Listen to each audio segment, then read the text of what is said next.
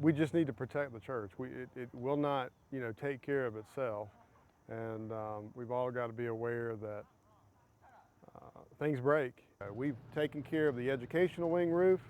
Next, we've got to do the fellowship hall roof. And then way down the road, at some point, is the nave. And if you can look up there, this is slate. This is a slate roof, original to the church.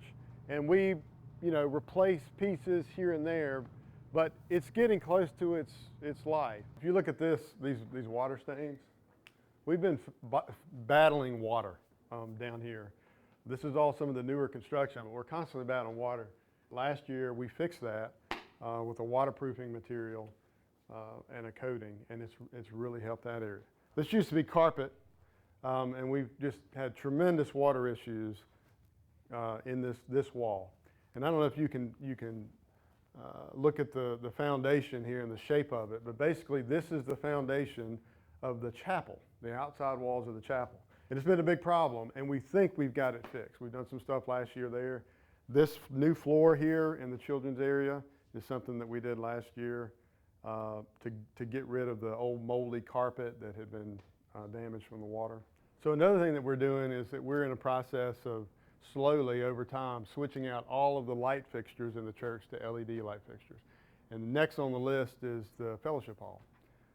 To all those high bay lights to go to LED and much more energy efficient and actually quieter. This is kind of like the lungs of the church. This is some of the older part. This big unit right here serves the nave, and this unit right here serves community room AB. What we've been working on in response to the pandemic and the coronavirus is changing out the filters in these units. So show you what those filters look like. So I think this unit has got 8 filters in it. And if you look right there, this is a MERV 10 filter. Well, we're switching these out to MERV 13 filters, which is it's basically a filtration grade that improves the filtration of viruses, airborne viruses. For every one of the preschool units, and all of the office spaces for staff, we've bought these HEPA filters. And we've got 3 different sizes. These are sized accordingly for the square footage of the room. And they run all the time. And they've got real high-grade charcoal filters that are for filtering airborne particles and viruses as well. Improvements that everybody can see and benefit from. Not just those things that are invisible that you don't see, but one of those things is adding, potentially, we're starting the conversation, starting to plan for it, and starting to talk about the cost, but it's adding a covered drop-off area. And one of the areas that we're talking about doing that is back here in the playground parking lot.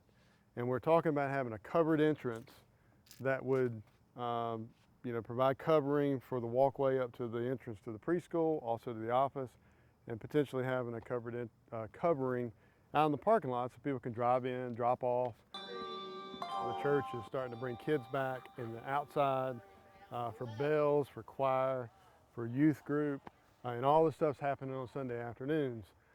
And during this pandemic, one of the things that we've all learned is, being outside is safe. And it started to get everybody's wheels turning about resurrecting an old project that was talked about around the 2008 timeframe, and that's an outdoor pavilion. Basically a large shelter, a multi-use outdoor shelter that can be used by outside organizations, for the scout group, for the choirs, for the youth. We are getting the ball rolling as another kind of larger capital improvement project. We can accommodate the needs of our congregation. And the kids, yes, absolutely, for their futures. And one day they'll be taking over the responsibilities of doing the same thing.